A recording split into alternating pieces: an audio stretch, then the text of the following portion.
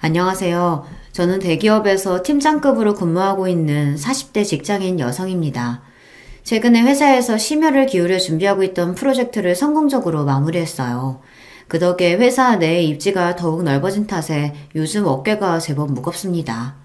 주변에서는 입사조차 쉽지 않다는 대기업에서 끝까지 살아남아 여자로서는 드물게 승진까지 해내고 고연봉자로 사는 제 삶을 부러워하시는 분들도 많으십니다. 하지만 큰 대가에는 큰 책임이 따른다는 말이 있듯이 그 면면을 들여다보면 제 삶도 결코 쉽지는 않아요. 그렇다고 남들이 들으면 배부른 소리로 들릴 만한 이런 말을 함부로 하고 다닐 수는 없으니 이것도 참 애매하더라고요. 이런 제 남모를 스트레스를 해소하는 방법으로 최근에 택한 것이 바로 이 채널을 통해 다양하게 살고 계시는 여러분들 이야기를 듣는 거예요. 보내주신 귀중한 사연을 듣고 있자면 사람은 저마다 각자의 무게를 지고 사는구나. 나만 이렇게 아등바등 사는 건 아니구나 싶어 마음의 위로를 받을 때가 많습니다. 아무리 저 잘난 맛에 살아가는 저라고는 하지만 세상에 태어난 이상 저 혼자 살아갈 수는 없으니 부대끼는 많은 인연들이 있죠. 결혼생활 또한 마찬가지였습니다. 누구나 결혼할 때는 평생 신뢰할 수 있는 상대방과 안온한 집에서 함께 지낼 수 있길 기대하죠. 하지만 제 마음이 그렇다고 해서 상대방 마음도 반드시 그런 것만은 아니더군요. 이 은혜도 모르는 놈아. 네 주제에 감히 내 옆에 안 붙어있으면 이런 호사가 가능하긴 해? 제 분수에 넘치는 호강 시켜줬으면 정신 똑바로 차리고 살아도 모자랄 판에. 왜?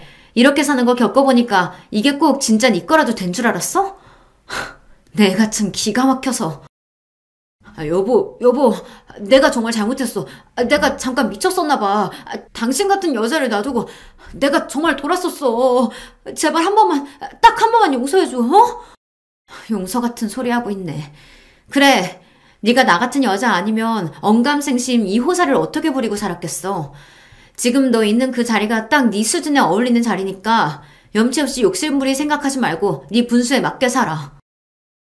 저보다 가진 것은 한참 적더라도 사람만 괜찮으면 그런 것쯤은 중요하지 않다고 생각하던 때도 있었습니다. 하지만 10길 물속은 알아도 한 길 사람 속은 알 수 없다는 말을 왜 예로부터 진리로 여겼는지 저는 그걸 결혼 생활을 통해 여실히 느낄 수 있었어요.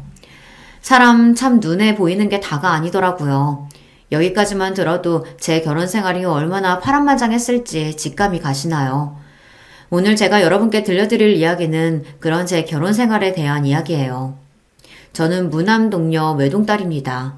흔히 외동딸이라고 생각하면 집안에서 하나 있는 딸 자식 고이고이 곱게 기른 귀한 자식을 떠올리기 쉽지만 안타깝게도 제 유난 시절은 그러지 못했어요. 저의 집은 좋게 표현해도 유복하지 못했고 있는 그대로 표현하자면 콩가루 그 자체였습니다. 아비라는 인간은 철마다 바깥에서 여자를 가르치우는 인간 말종이었어요.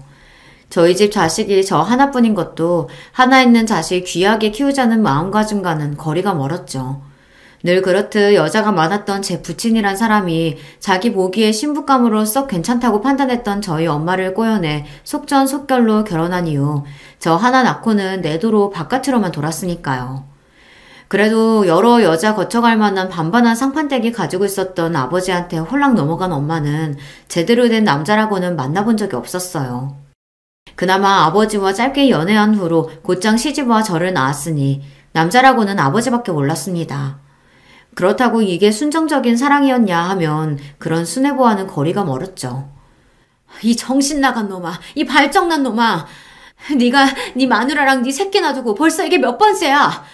너 진짜 나 죽는 꼴 보고 싶어? 그래? 어? 이 여자가 진짜 애 다 듣는데 못하는 말이 없어. 그렇게 애 듣는 게 무서우면 네 놈이 행실을 똑바로 했어야지. 이거 놔!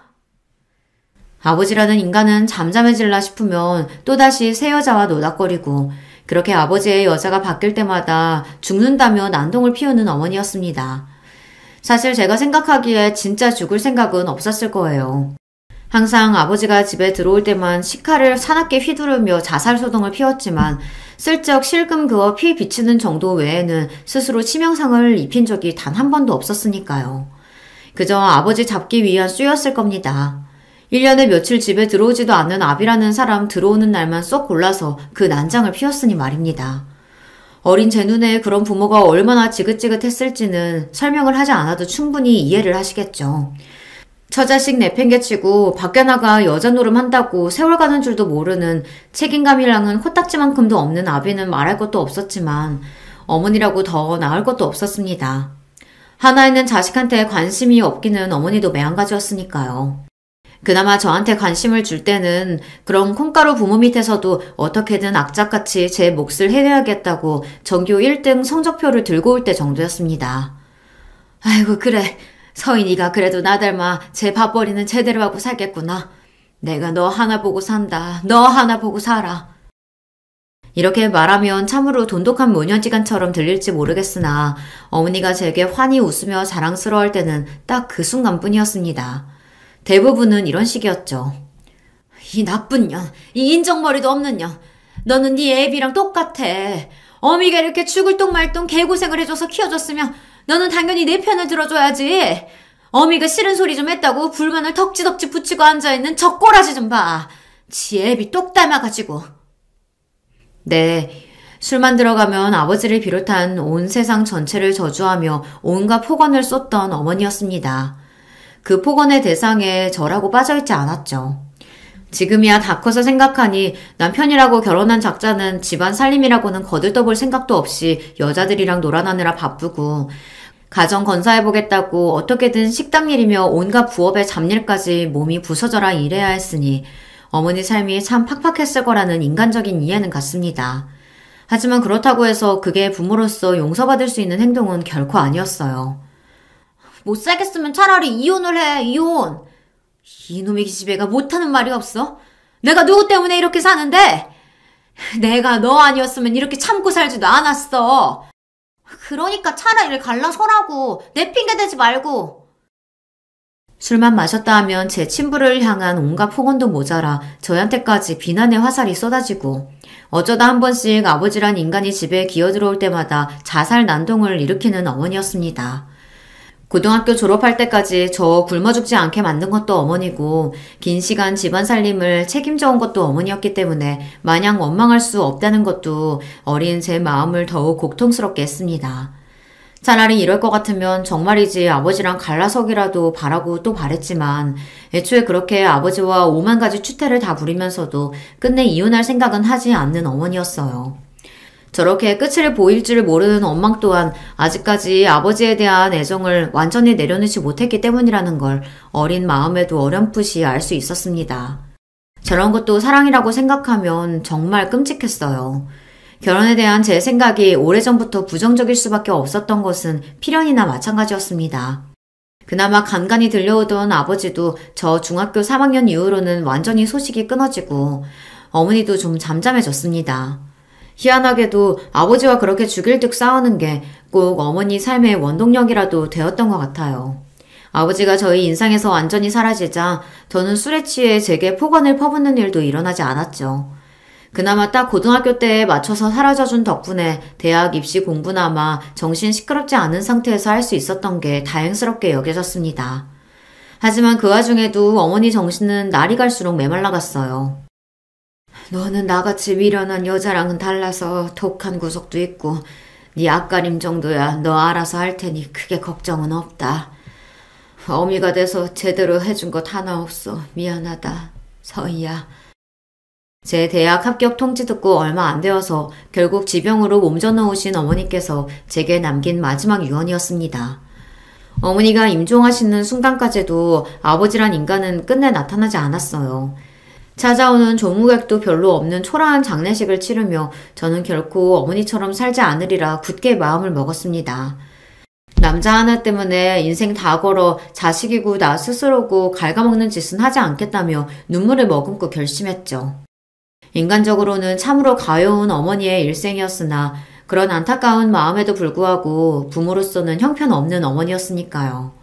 그렇게 양친 모두 잃고 세상에 홀로 남겨져서 시작하게 된 대학생활은 의외로 괜찮았어요. 어머니와 둘이 살 때도 살림이 넉넉한 편이 아니었기 때문에 항상 집에서 눈치를 봐야 했고 참고서 한 권 사는 것도 쉽게 입을 떼기 어려웠습니다.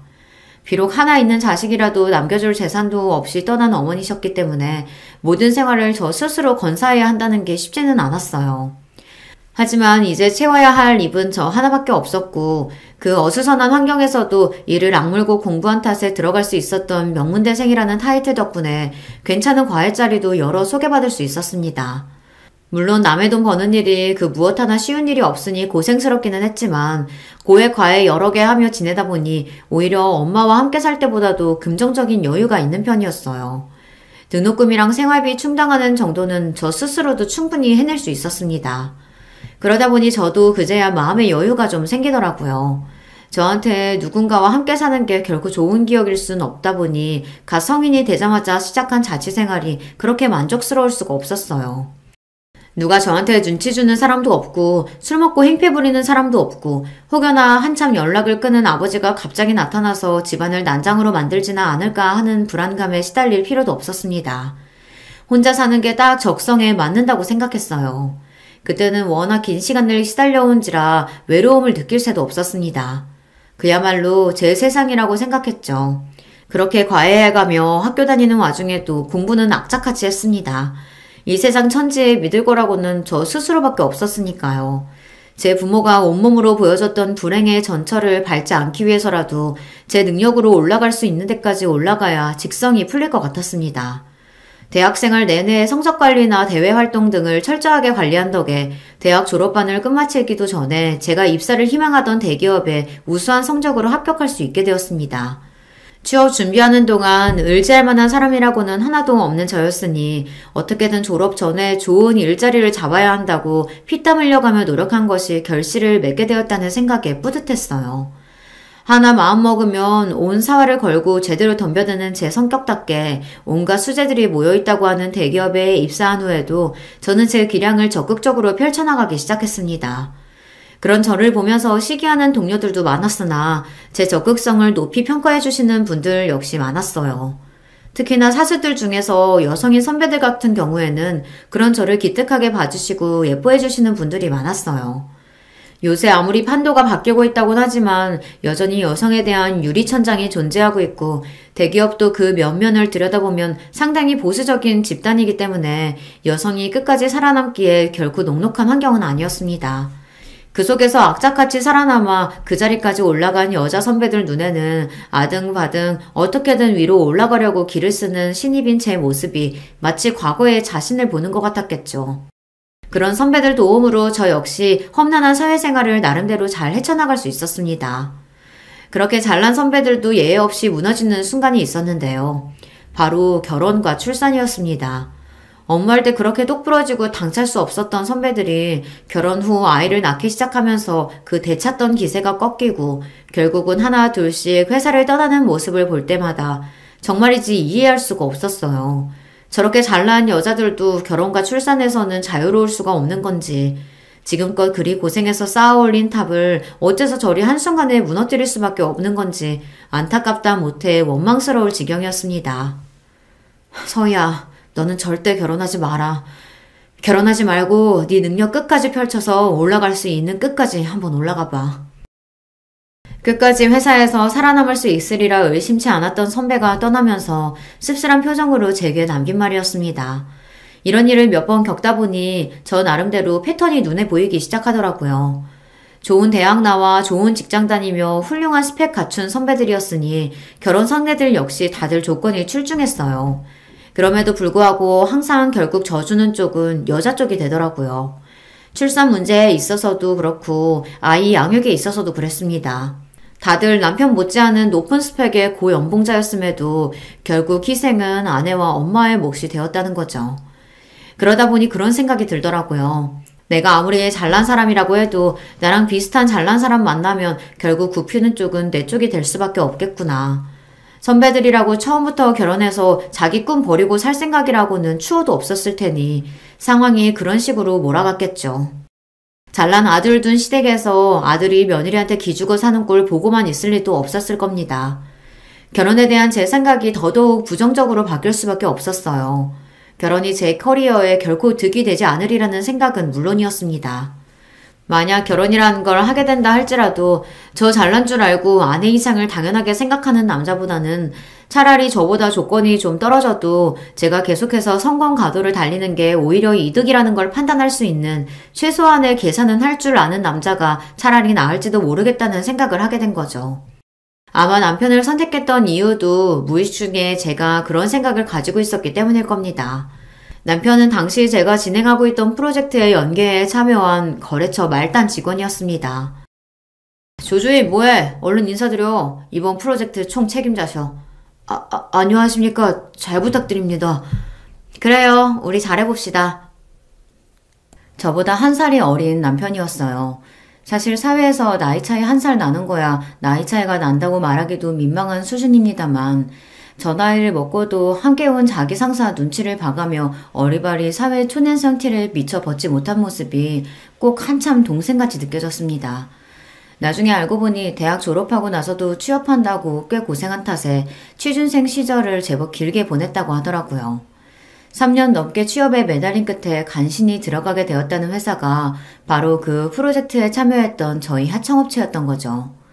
한마디로 스펙이나 조건이나 저한테는 될 것도 아니었습니다. 그래서 처음에는 이성이고 뭐고 고려할 생각조차 해본 적이 없었습니다.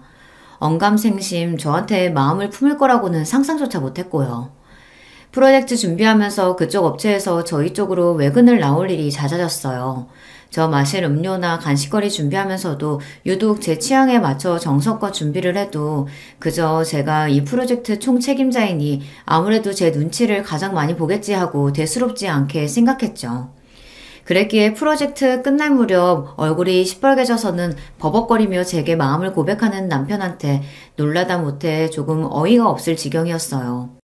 그전까지는 그런 쪽으로는 전혀 생각을 해보지 못했으니까요. 이런 어이없는 작업에 어처구니 없게도 넘어간 것이 두고두고 제 인생의 골칫거리가 될 줄은 그때는 몰랐었죠. 한 가지 변명을 하자면 그 당시 시기가 안 좋기도 했습니다. 앞에서 언급했듯이 제가 회사에서 입지를 넓히면 넓힐수록 제가 의지하고 믿어왔던 여자 선배들은 거의 자취를 감추고 있었어요. 평소에 주변에 믿을 만한 어른이 없어서인지 입사하고 나서 저를 마치 친여동생처럼 생각하고 의지를 북돋아 주었던 선배들에게 저도 모르게 마음을 많이 주었나 봐요. 그 와중에 저는 나날이 승승장구하고 있으니 주변의 건재도 예전보다 더해졌습니다. 위로 올라가면 올라갈수록 각자 원하는 자리를 차지하기 위해 상대방에게 얼마나 치졸해 줄 수 있는지를 몸소 겪게 되니 직장 생활에 대한 피로도가 상당했습니다. 그렇다고 이걸 친구들 만나서 해소하기도 쉽지 않았어요. 저도 이제 나이가 차고 있으니 결혼을 고려하고 있던 친구들은 이미 거의 결혼해서 가정생활을 시작해 바쁘게 지내고 있었습니다. 저처럼 결혼보다는 성공에 더 큰 목표를 가지고 있던 친구들조차 상황은 저와 비슷할 테니 다들 자기 앞가림하기도 바빴겠죠. 평소에 외로움을 잘 타지 않는 성격이라고 생각했는데 상황이 이렇게 되다 보니 저 역시 힘에 부치더라고요. 그러니 남편은 운이 좋았던 겁니다. 하필이면 제가 살면서 가장 마음이 약해져 있고 외로움을 타던 시기를 본의 아니게 공략하게 된 셈이니까요. 그래도 연애할 때는 꽤 좋았어요. 처음부터 서로의 조건이나 스펙이 차이가 많이 난다는 걸 알고 시작했기 때문에 이런 부분은 서로 조심을 하기도 했습니다. 제 입장에서는 불어 상대방 자존심 상할 일 없게 한다고 예의를 잘 지키고 있었고 남편 입장에서는 자기 조건 생각하면 언감생심 꿈도 못 꿀 여자를 만나게 되었으니 그만큼 제게 더 지극정성으로 대했죠. 그때는 그것조차 흡족하게 느껴졌습니다. 잘난 남자들은 온 세상에서 자기 잘난 걸 모를 수 없도록 추켜 세워주며 사회적으로 대접을 받으니 그만큼 콧대도 높았으니까요. 그럼 남자 비위 맞춰주며 속 끓이고 저 자세로 나가느니 이렇게 자기 처지를 잘 알고 저 귀한 줄 알고 정성을 쏟아주는 남자 만나는 게 나쁘지 않게 느껴졌어요. 한편으로는 아직 어수룩한 남편의 모습이 순수하고 사회의 때가 타지 않은 것처럼 느껴졌습니다. 정작 그런 외적인 부분만 생각하고 거기에 맞춰 상대방 생각을 끼워 맞췄으니 돌이켜 생각하면 순진한 건 제 쪽이었는데 말입니다. 그동안의 제 성정을 생각해보면 어림도 없는 일이었음에도 이렇게 사람을 편안하게 해주는 상대방을 만나다 보니 물 흐르듯 자연스럽게 결혼 이야기도 나오기 시작했습니다. 하지만 그렇다고 제가 완전히 정신을 놓고 있는 건 아니었으니 호락호락 넘어갈 저는 아니었어요. 은근슬쩍 결혼에 대해 운을 띄우는 남편 말에도 제 입장은 단호했습니다. 강우 씨도 나 일하는 거 봐서 알겠지만 여자가 대기업에서 이만큼 살아남는 거 결코 쉬운 일 아니야. 나도 정말 죽을 각오로 노력해서 여기까지 왔고 난 이런 거 쉽게 포기할 생각 절대로 없어. 그럼요. 저도 서희 씨 그런 모습이 너무 멋있어서 거기에 반했는데요. 저 결혼했다고 아내 집안에 들어앉히고 희생 강요할 생각 절대로 없어요. 남편이 그렇게 말해줄 거라고 예상을 하기는 했지만 그럼에도 결혼은 쉽게 생각할 문제는 아니었습니다. 하지만 남편 역시 집요했어요. 서희 씨, 그런 걱정은 정말 안 해도 돼요. 서희 씨 같이 능력 있는 사람이 결혼한다고 자기 능력 제대로 펼치지 못하는 게 국가적인 낭비 아니겠어요? 결혼해서 우리 사이에 아이가 생긴다고 해도 아이 육아도 전적으로 제 쪽에서 맡을 거예요. 저도 그렇지만 저희 엄마도 얼마나 애들 좋아하시는데요. 그리고 누가 생각해도 능력 있는 서희 씨가 사회생활 더 열심히 해서 벌어오는 게 훨씬 이득이죠. 안 그래요? 그러니까 제가 전에 생각했던 주제 파악 잘 되는 남자가 딱 남편이었어요. 제가 결혼만 해주면 뭐든 다 해줄 것처럼 구는 남편에게 여자로서 으쓱한 마음도 들었어요. 저런 사람이라면 결혼해서 같이 사는 것도 나쁘지 않을 것 같았습니다. 제가 결혼해서 소대를 볼까봐 결혼에 소극적이었던 거지, 결혼해서 잘만 살 수 있다면 그게 보장만 되어 있다면야 그리 못할 짓도 아니라는 생각이 들었습니다. 그렇기에 가랑비에 옷 젖듯 남편 말에 조금씩 귀가 팔랑대던 저는 결국 남편의 청혼을 수락하게 되고 만 거죠. 우리 강우가 애가 너무 순해서 결혼해서 자기 부인한테 꽉 잡혀 사는 건 아닐지 몰라. 내 생각은 좀 그렇네. 그런 아들도 아들이라고 아들 가진 유세를 며느리감 처음 보는 자리에서부터 부리려드는 시어머니였습니다. 하지만 저도 이 정도 상황을 예상하지 못했던 건 아닙니다. 제 나름대로는 사전에 준비를 단단히 했어요. 강우 씨가 좋은 사람이고 결혼해서도 변함없을 사람이라고 생각했기 때문에 승낙하긴 했지만 그렇다고 내가 결혼했다는 이유만으로 얌전히 참고 살지만은 않을 거야. 특히나 시댁 문제로 서로 곤란한 일이 생기거나 내 쪽에서 일방적으로 희생을 감수하거나 해야 할 때 나 절대로 가만히 참고 있지 않을 거야. 그런 식으로 사느니 결혼 안 하는 게 낫다고 생각해 나는. 그럼요. 그런 문제는 걱정하지도 말아요. 내가 확실하게 커버쳐 줄게요. 제 어머니가 저 한번 길들여보겠다고 기싸움을 걸었다가는 아예 결혼 자체를 엎어버릴 생각을 하고 있는 저였으니 남편이 단단히 약속을 해주었습니다. 역시나 은근슬쩍 잘난 며느리감 앞에서 딴지를 걸려고 드는 자기 어머님에게 남편이 대번에 말했어요. 엄마, 그러지 마시라니까. 우리 서희 씨 스펙 생각하면 나 같은 사람 상대해주는 것만 해도 내 입장에서는 감지덕지야. 우리 고마워해야 한다고. 저 사람만큼 능력 있고 조건 좋은 사람들 주변에 많았을 텐데 그런 거 하나도 안 따지고 사람 하나만 보고 나 같은 사람 믿고 여기까지 와준 사람이야. 그럼 엄마도 나 생각해서라도 더 잘해줘야지. 결혼 전부터 벌써 제 아내 편을 단단히 드는 아들을 보고 좀 괘씸했는지 시어머니용 얼굴이 당혹감으로 붉어졌으나 죄다 맞는 말이니 더는 할 말이 없었겠죠. 제게 걸어오던 기싸움을 바로 접는 시어머니였습니다.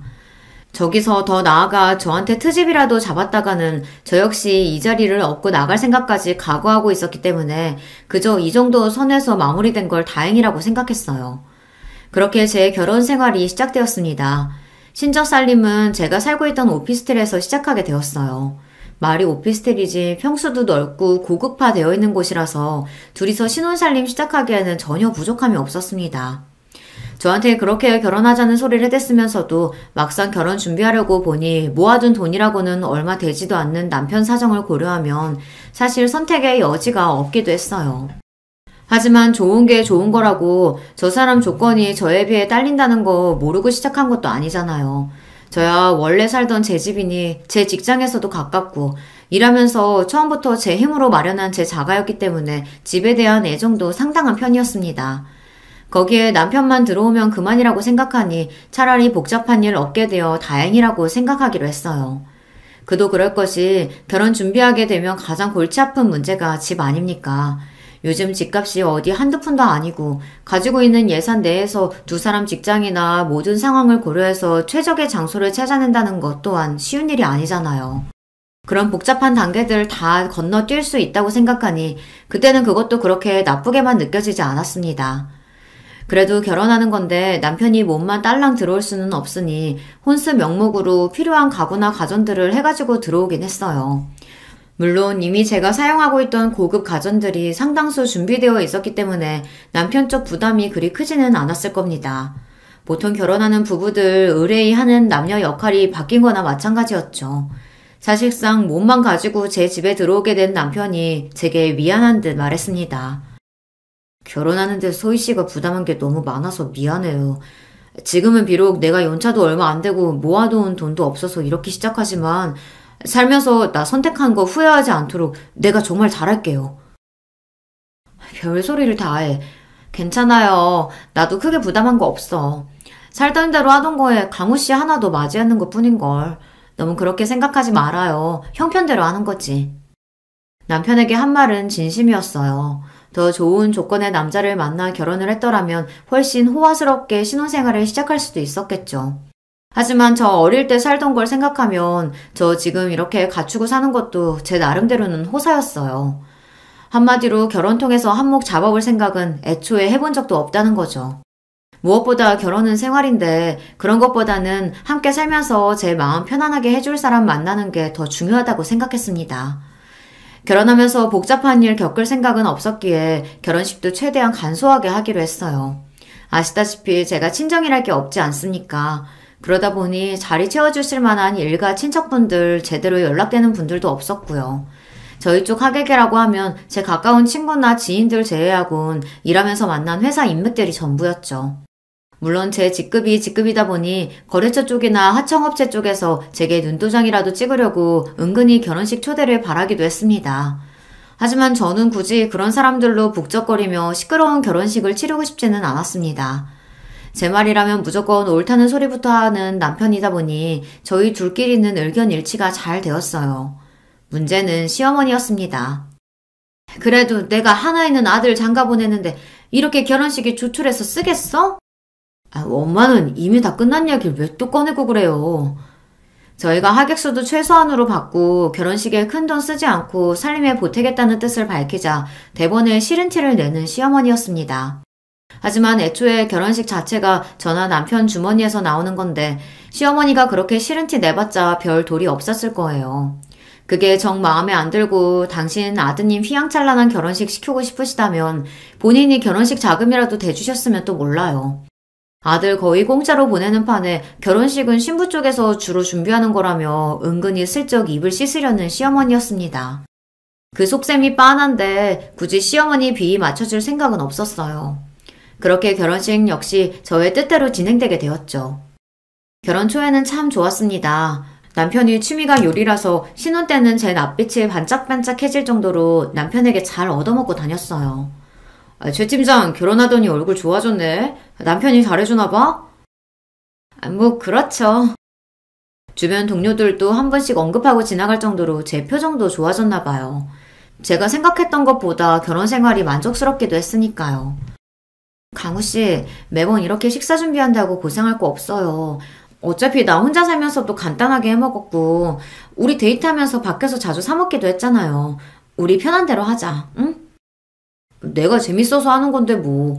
서희씨 내 음식 입맛에 맞아서 잘 먹어주는 거 보면 내가 요리하는 재미도 더 생기고. 어쩜 이렇게 저한테 쏙 맞는 남자가 다 있나 싶었어요. 저는 제 마음에 차는 남자는 죽을 때까지 안 나타날 줄 알았거든요. 이런 결혼 생활이 꿈같이 느껴졌습니다. 그런 와중에 한 가지 제 심기를 불편하게 하는 게 있었다면 역시 시어머니 문제였겠죠. 며느리라고 저한테 해준 것도 없으면서 제가 당신 아들의 배는 번다는 걸 알자 은근히 제게 바라는 게 많아진 시어머니였습니다. 누구네는 며느리가 결혼하면서 명품백도 해줬다고 하던데 너는 아무래도 애가 잘 버니 명품이나 이런 것도 좀 잘 알겠네? 아니요. 저는 그런 거 하나 장만하느니 그 돈 보태서 집 마련하자고 생각했던 편이라서요. 그러니까 제 또래보다 일찍 제 집 마련도 할 수 있었겠죠? 대놓고 명품백 사달라는 말이나 다름없었으나 제가 왜요. 신혼집도 제가 해 얼마 안 되는 혼수 명목 제외하고는 집안 살림도 제가 다 마련해 놓은 거였어요. 결혼식은 또 어땠나요? 집이며 혼수며 뭐 하나 제대로 해서 들려보낸 것도 없으면서 며느리라고 폐물 하나 물려주신 것도 없는 시어머니였습니다. 이런 이야기까지 하면 치사스럽다고 생각하실지 모르겠으나 사람 심리가 원래 오는 게 있어야 가는 것도 있는 거 아니겠습니까? 그게 꼭 물질적인 게 아니라 마음 씀씀이라도 말이죠. 해준 거는 없이 늘 잘난 며느리가 당신 아들 기죽이지는 않을까 경계하면서 제게 바라는 것만 많은 시어머니한테 맞춰드릴 생각은 눈꼽만치도 없었어요. 그나마 눈치가 있어서 저한테 살랑거리며 비위를 맞추는 시누이가 나을 지경이었습니다. 언니같이 능력 있는 사람이 내 새언니라니. 우리 오빠가 여자 복이 넘쳐도 넘친다, 정말. 대학 졸업한 지 2년차가 넘어가는 시누이는 아직 미취업 상태였습니다. 시누이 입장에서도 저랑 안 좋게 지내봤자 좋을 게 하나도 없었죠. 대기업 팀장급인 높은 직급에 넉넉한 형편까지 변변한 직장 하나 구하지 못한 취준생의 인맥치고는 호화스러웠으니까요. 제가 자기한테 득이 되면 득이 됐지 실이 될 일은 없었겠죠. 저한테 밉보여서 좋을 게 없었으니 더 제 기분을 맞추려고 노력하는 게 눈에 보였어요. 아직 나이가 얼마 되지 않으니 그런 속이 빤히 보였지만 제게 바라는 거 많으면서도 자격지심에 삐뚤게 대하는 시어머니보다는 차라리 속 빤히 보이는 시누이가 낫다고 생각했습니다. 자, 이거 아가씨한테 어울릴 것 같아서 내 거 사면서 하나 샀어요. 어머, 세상에, 너무 예쁘다. 나 이런 선물 처음 받아봐요. 언니 진짜 고마워요. 제가 선물한 명품 실반지를 끼며 좋아서 입이 귀에 걸리는 시누이였습니다. 이런 식으로 시누이에게 한 번씩 선물을 하고는 했어요. 제가 저한테 잘하는 사람한테는 아끼는 성미가 아니거든요. 또 베푼 만큼 돌아온다고 생각하기도 했고요. 물질적으로 갚지 못하면 마음이나마 쓴다고 생각했어요. 아무래도 제가 어릴 적부터 가정 형편이 이렇다 보니 아무 의도 없이 순수한 호의를 베푸는 게 오히려 불편한 부분이 있었습니다. 이렇게 줄 거 확실히 주고 받을 거 확실히 받는 편이 더 편했어요. 반면 제 심기를 거스르는 사람한테는 돈 한 푼도 쓰지 않았습니다. 저도 여기까지 올라와서 이만한 돈 벌 수 있기까지 여간 고생을 한 게 아닌데 뭐 한다고 저한테 잘하지도 않는 사람한테 귀하게 번 돈 함부로 쓰겠어요. 그러니 시어머니는 처음부터 작전을 잘못 세워도 아주 잘못 세운 거였죠. 저한테 잘 보인 시누이가 하나 둘씩 떡고물을 받아 챙기는 걸 뻔히 보는데 시어머니의 배알이 꼴리지 않을 수 없었겠죠. 이전에도 시어머니가 저한테 여러 번 돈 해달라는 부탁을 한 적이 있었습니다. 하지만 제 반응은 단호했어요. 정 돈이 급하신 거면 돈을 해드릴 수는 있어요. 하지만 어머니, 가까운 사이일수록 돈 문제 같은 예민한 건 확실하게 처리해야 돼요. 정말로 저한테 돈 빌려가실 거면 차용증도 쓰셔야 하고 기간 지키셔서 빌리신 돈도 돌려주셔야 되고요. 아니 무슨 식구끼리 그렇게까지 해? 사람 정없게. 지금이야 그게 정없게 들리실지 모르시더라도 그 편이 나아요. 어머님 말씀대로 몇 푼 되지도 않는 돈 때문에 가족관계 어그러지면 그것만큼 어리석은 게 또 있나요? 단호한 제 말을 말문이 막혀버린 시어머니였습니다. 사실 제 말이 맞잖아요. 돈독하게 잘 지내고 있는 고부지간이라고 해도 돈거래 같은 건 철저하게 하는 게 맞죠. 하물며 제 입장에서는 그리 좋은 감정을 가지고 있는 시어머니도 아니었습니다. 게다가 본인이 아쉬워서 부탁하는 처지면서 저 태도는 또 뭡니까? 제가 돈을 안 빌려준다고 한 것도 아닌데 빌려준다고 한 것만으로도 고마워해야 할 판 아닌가요? 마치 며느리한테 돈 맡겨둔 것처럼 구는데 진짜로 차용증도 없이 돈 빌려줬다가는 은근슬쩍 입 싹 씻고도 남을 시어머니였으니까요. 저는 시댁 쪽에 언제 한번 손 벌린 적이 없는데 하는 짓은 다르지만 결국 저한테 바라는 게 많다는 점만은 똑 닮은 시어머니와 시누이였습니다. 그런 자기 본가 식구들 때문에 남편 역시 살살 제 눈치를 볼 때가 많았죠. 여보, 우리 엄마랑 강미 때문에 골치 아프죠? 내가 그러지 말라고 그렇게 얘기하는데 말을 잘 안 듣네. 아니야. 나도 내 수준에서 감당되는 것만 받아주지 그러지 못할 것 같으면 애초에 받아주지도 않으니까 그걸로 별로 미안해하지 않아도 돼요. 피로를 풀어주겠다며 제 어깨를 마사지하는 남편에게 달스럽지 않게 말했습니다. 스트레스가 아예 없다고 하면 거짓말이겠지만 그래도 사람과 사람이 엮인 일인데 그렇게 물 흐르듯 편하게만 흘러갈 수 없다는 것 정도는 저도 알고도 남을 나이였으니까요. 그리고 그 정도는 충분히 감당이 가능하다고 생각하기도 했습니다. 얼마 안 지나서 시누이가 제 앞에서 쭈뼛거리더니 또 부탁을 하더라고요. 이것저것 자잘하게 부탁하던 게 잦은 시누이였기 때문에 이번에도 또 뭔가 예산일처럼 생각했습니다. 저 언니, 저 이번 시즌은 진짜로 취업해야 하거든요. 그런데 알다시피 지금 우리 집 꼴이 집중해서 공부할 만한 환경은 아니잖아요. 그래서 그런데 나 이번 취업 시즌 동안에만 잠깐 언니네 집에서 신세 좀 지면 안 될까요? 내가 취업만 하면 정말 언니한테 신세 진 거 배로 갚을게요. 네? 언니. 저도 이건 좀 부담스럽더라고요. 아무리 살랑살랑 제 비위를 맞추며 저한테 잘 보이려고 드는 신우이였지만 그래도 같이 사는 건 다른 문제 아닙니까? 저로서도 제 집에 시댁 식구가 같이 사는 게 부담이 되지 않을 수가 없었어요. 하지만 시댁 형편 생각하면 신우이의 말도 아주 일리가 없는 건 아니었습니다. 시댁 집 규모가 작은 건 둘째치더라도 시어머니가 부업하느라 하루 종일 거실에서 뚱땅대고 있는데 원래부터 진득하게 공부하는 성품이 아닌 시누이 입장에서는 집중력이 흐트러질 만도 했겠죠. 남편 역시 은근히 제 동생 지원 사격을 했습니다. 서희 씨 입장에서 많이 불편한 거라는 건 알지만 정말 제 쥐 죽은 듯이 있게 할게요. 어차피 제 학원도 다녀야 하고 우리 집에 있을 밤늦은 시간에는 공부만 보내면 되니까. 우리 다 직장에 일하러 나갔을 때만 잠깐 집에서 공부하고 우리 집에 들어왔을 때는 잠만 재운다고 생각하면 돼요. 제 소란 피우면 내가 먼저 내쫓을 테니까 딱 몇 달만 도와줄 수 없을까요?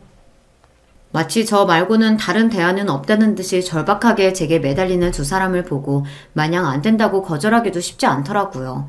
결국 신우의 부탁을 들어줄 수밖에 없었습니다. 한동안 약속한 대로 정말 쥐죽은 듯 지내던 신우이였기에 생각보다 지낼만 하다고 생각했어요. 하지만 머지않아 문제가 하나 생겼습니다. 당신 혹시 내 액세서리에 한 만졌어? 왜? 뭐가 없어? 아니, 내가 분명히 여기 뒀던 것 같은데 어디 잘못 빼놨나? 제 물건이 하나씩 없어지거나 아니면 제가 평소에 절대 두지 않을 만한 자리에 놓여 있는 겁니다. 그동안의 변화라고는 시누이가 집에 들어온 것밖에 없으니 자연스레 시누이가 제 물건을 만지는 거 아닌가 하고 의심이 들었어요. 하지만 이게 참 말 꺼내기도 애매한 문제잖아요. 증거도 없는데 괜히 죄 없는 사람 잡는 걸 수도 있고 그러다 문득 생각이 났습니다. 지금은 고양이 별을 건너고 난 이후지만 결혼 전에 혼자 살면서 키우던 고양이 때문에 반려동물 캠을 설치해뒀던 기억이 났어요. 그것까지 치우면 정말 소중히 키우던 고양이의 흔적이 다 사라지는 것 같아서 설치한 걸 떼어내지는 않았으나 당연히 가동은 멈춰두었죠. 그래서 혹시나 하는 마음에 몰래 캠 기능을 다시 켜두었어요. 그러고는 갑작스레 회사에서 이슈가 터지는 바람에 제가 며칠 집에도 제대로 들어가지 못했습니다. 하도 정신이 없고 거의 잠도 자지 못했다 보니 캠 켜놓은 것도 자연스레 잊게 되었죠. 터진 일 해결한다고 피가 마르는 며칠간의 시간을 보낸 후 간신히 사건을 수습할 수 있었습니다. 제가 그래도 건강은 항상 자신을 하던 사람이었는데 며칠이나 밤을 새고도 멀쩡할 수는 없었나 봐요. 으슬으슬 몸살 기운이 올라오기 시작했습니다. 팀장님, 이제 급한 불도 어지간히 껐는데 들어가서 집에서 눈 좀 붙이세요. 지금 팀장님 안색이 너무 안 좋아요. 그래, 그럴까? 자기들도 오늘 일찍 퇴근해, 그럼. 회사 입사하고 나서 제가 근무 시간도 채 마치지 못하고 조퇴하는 건 처음이었습니다. 그 정도로 잠이 쏟아지더라고요. 얼른 집에 가서 뜨끈한 물로 샤워하고 제 포근한 침대에 몸을 묻고 싶다는 생각밖에 없었어요. 평소에 퇴근하는 시간이 아니다 보니 집에 시누이가 있을지도 모른다는 생각은 했지만 어차피 잠만 잘 건데 그냥 조용히 내 방으로 들어가야지 싶었습니다. 남편이야 아직 퇴근하려면 한참 남아 있었고요. 그렇게 조용히 현관문을 따고 들어가서 제 방문을 열려고 하는데 순간 이상한 기척이 느껴졌습니다. 속닥거리는 말소리 같은 게 들리는데 여자 목소리였어요. 대번에 피로가 확 가실 만큼 기분이 확 나빠졌습니다. 이 시간에 지금 집에 있을 사람이 시누이밖에 더 있나요? 아니, 공부하라고 큰맘 먹고 집에 들여놨더니 자기한테 내어준 방도 아니고 왜 제 방인 안방에서 그 시각에 여자 소리가 들린단 말입니까? 순간 며칠 전부터 안방에 넣어둔 제 물건들 때문에 신경 썼던 일이 퍼뜩 떠올랐어요. 내가 현장을 잡았구나 싶었죠. 네, 이걸 진짜 가만히 안 둘 거다라고 생각하며 방문을 확 열어젖혔습니다. 뭐야! 제 안방에 있던 사람이 갑작스레 문 열리는 소리에 경악해서 소리를 질렀습니다. 하지만 목소리의 주인공은 제가 예상하던 사람이 아니었어요. 바로 제 남편이었죠. 한창 회사에 있어야 할 사람이 눈앞에 있는 게 믿기지 않을 지경이었습니다. 하지만 그건 놀란 축에도 속하지 않았어요. 저를 정말 놀라게 했던 건 반쯤 벗은 내 남편 옆에서 역시 옷을 입은 둥 마는 둥한 차림으로 내 안방 침대에 떡 버티고 누워있는 웬 여자 때문이었습니다. 네, 그 여자는 바로 남편의 상간녀였습니다. 짧은 시간 동안 제 머릿속에 얼마나 많은 생각이 스쳐 지나갔는지 모릅니다. 하지만 그 생각이 다 정리도 되기 전에 제 몸이 먼저 움직이고 있었어요. 여보, 그러니까 이게 무슨 일이냐면 감히 변명을 시도하는 남편 면상에 그대로 주먹을 꽂았습니다. 희한한 소리를 내며 제 면상을 감싸주는 남편을 뒤로하고 옆에 있던 여자 머리채를 휘어잡았어요. 이것 봐! 머리채를 붙들린 여자가 소리를 지르든 말든 무서운 기세로 그 여자를 질질 끌고 현관문 밖으로 나갔습니다. 제 몸에서 어떻게 그런 힘이 솟아났는지 모르겠어요. 며칠 밤을 새고 다 죽어가는 저조차도 극도의 흥분 상태로 만든 충격적인 광경 때문이었겠죠. 감히 내 안방을 차지하고 있던 그 더러운 여자를 문 밖으로 패대기 친 후 저는 고래고래 소리를 질렀습니다. 도둑이야! 도둑이야! 그 소란에 이웃 주민들이 하나둘 문을 열고 빼꼼 내다보기 시작했어요. 거의 벗은 거나 다름없는 여자는 그런 민망한 제 꼴을 남들에게 들키자 얼굴이 붉어지다 못해 거의 터질 지경이 되었습니다. 그 난리를 치는 동안에도 남편 놈은 나타나지 않더라고요. 거기 경찰에 신고 좀 해주세요. 제 집에 모르는 여자가 들어와 있어요. 어머 세상에 웬일이야. 평소에 오지랖 넓으시던 이웃 주민 한 분이 흥미진진한 눈으로 그 꼴을 바라보다 들고 있던 휴대전화로 경찰에 전화를 걸었습니다.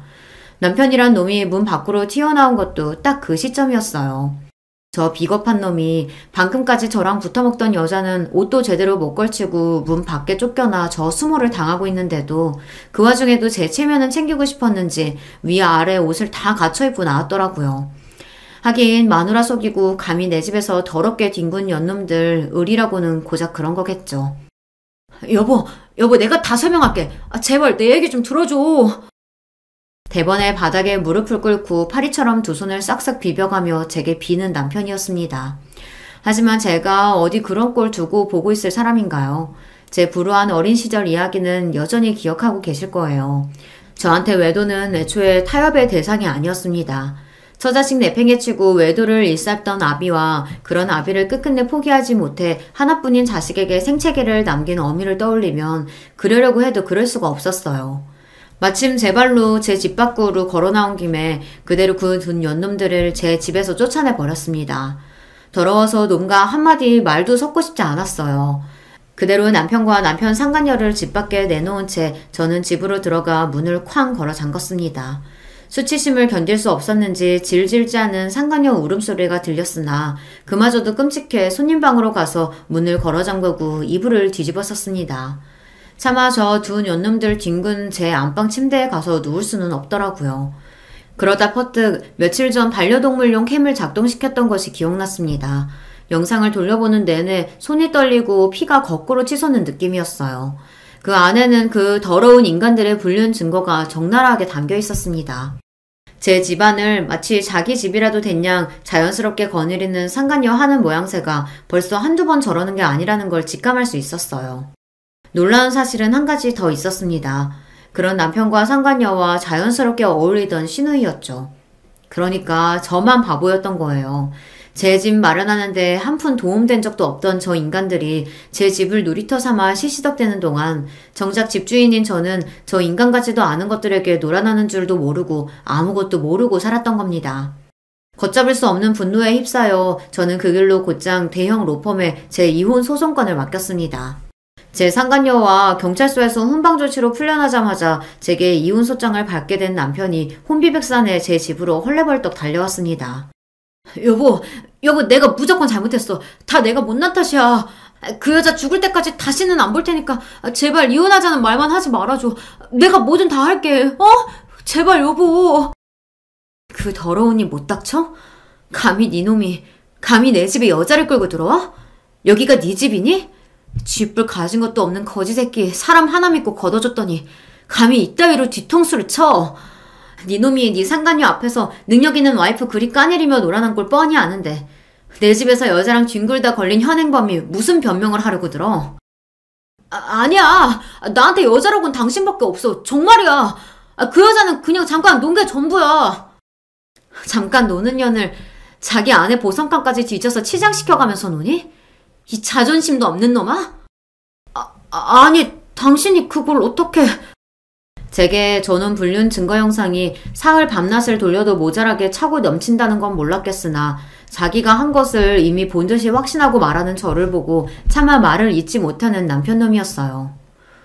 원래도 사람 하나 빼면 볼 거 하나도 없는 놈이라고 생각했는데 애초에 그것조차 내 앞에서 꾸며낸 허상이라는 걸 알았으니 너 같은 놈 뭘 보고 내가 같이 살겠니? 가서 네 분수에 맞게 구질구질하게 살아. 이참에 그 여자랑 살림이라도 차리면 되겠네. 내가 미쳤다고 너 같은 모자란 놈을 잡아? 어디 가서 잘 살아봐. 여보, 제발 나 버리지 마. 그 뒤로 무슨 개소리를 짓거리든 말든 놈과 더 이상의 대화는 없었습니다. 그만큼 이혼에 대한 제 뜻이 확고했으니까요. 그나마 저런 놈하고 애라도 낳지 않은 걸 천운이라고 생각했어요. 내가 할 수 있는 모든 것을 다해서 저놈 인생을 망가뜨리겠다고 이를 부득부득 갈았습니다. 없는 살림에 뜯어낼 수 있는 최대한의 위자료를 뜯어낸 것도 모자라 당장에 시어머니께 빌려줬던 돈도 소송을 걸었죠.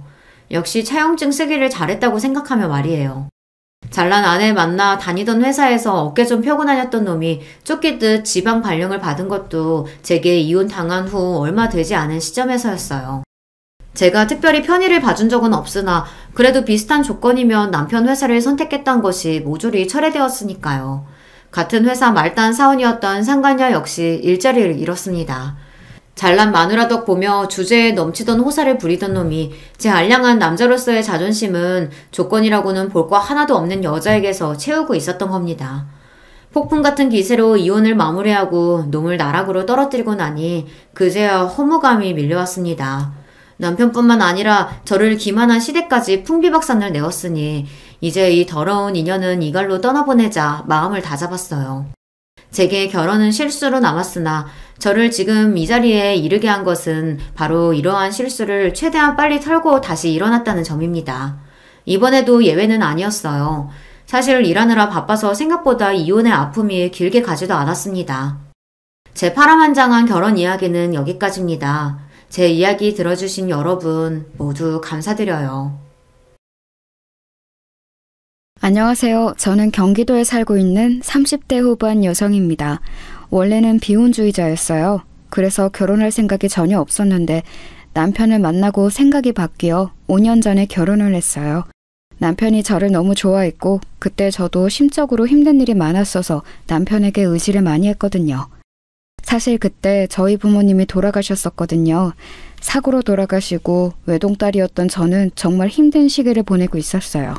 그때 남편이 옆에서 많이 위로해줬습니다. 이 사람이 정말 좋은 사람인지, 이 사람을 내가 정말 많이 사랑하는지 그런 걸 고민하고 깊게 생각해볼 사이도 없이 그냥 이 남자와 결혼을 해야겠다 생각했어요. 그렇게 하지 않으면 제 스스로가 잘못된 선택을 할 것 같았거든요. 그만큼 힘들었어요. 하루아침에 가족을 잃은 거니까 당연한 거였겠죠. 처음 인사관 자리에서 시어머니는 노골적으로 저를 마음에 들어하지 않는 티를 많이 내셨어요. 남편의 집안이 대단한 집안은 아니었지만 나름 중산층의 아들 둘이 둘 다 전문직에 종사하고 있는 데다가 큰 며느리가 강남 출신 부자였거든요.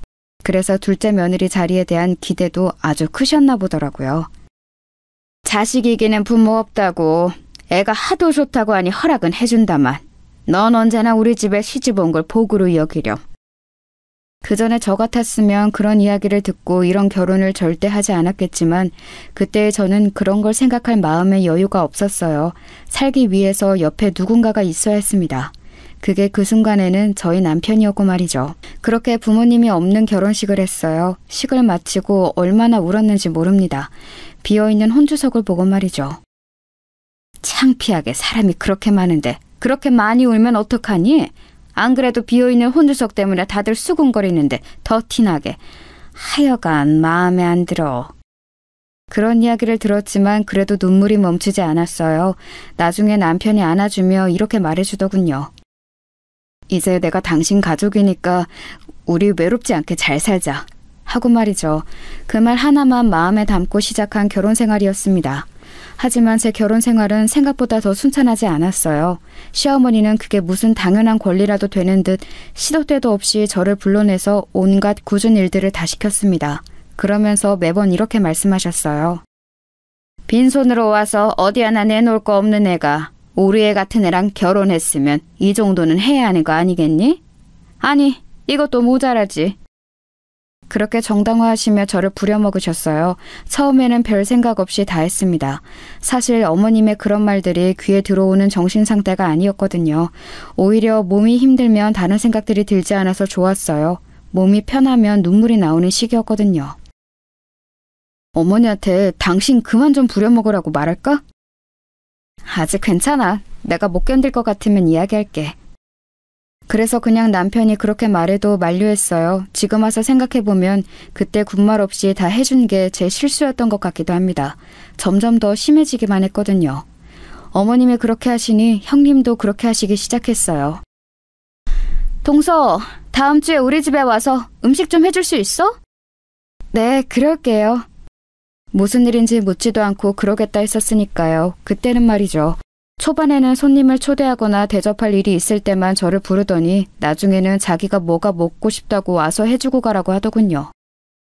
내일 우리 집에 와서 김치찌개 좀 해주고 가. 전에 해줬던 거 그거 맛있더라. 아, 내일은 좀 힘들 것 같아요. 처음으로 한 거절이었어요. 형님과 시어머니 눈이 동그래지더군요. 너 지금 싫다고 한 거니? 아, 싫다고 한 건 아니고요. 힘들 것 같아요. 제가 내일 일정이 좀 있어서. 그게 그 말 아니니? 어디서 어른 말에 말대답이야? 너같이 집에서 놀고 먹는 애가 일정이 있을 게 뭐가 있어? 나가서 남편이 벌어다 준 돈이나 쓰면서 돌아다니려고? 어? 나는 그 꼴 못 본다. 일정이 있다는 말 하나를 저렇게까지 해석하시는 분이셨어요. 대단하시죠? 어디 놀러 가는 거 아니고 내일이 저희 엄마 생신이시라 계신곳 가보려고요. 덤덤한 얼굴로 그렇게 말했습니다. 그랬더니 시어머니 얼굴이 붉어지더군요. 본인도 부끄러웠겠죠.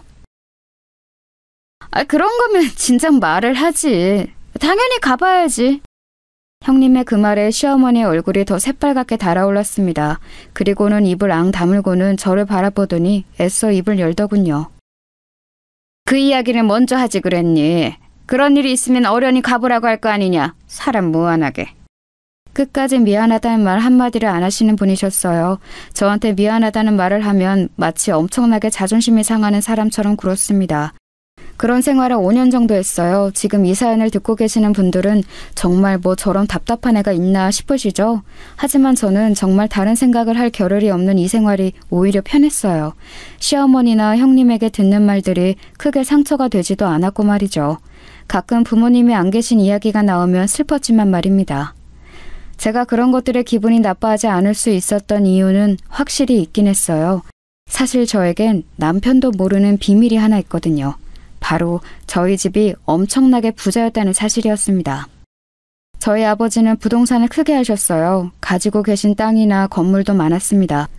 아버지가 살아계실 때는 제 인생을 마음대로 하시려는 것 때문에 독립을 해 나와 살고 있었어요.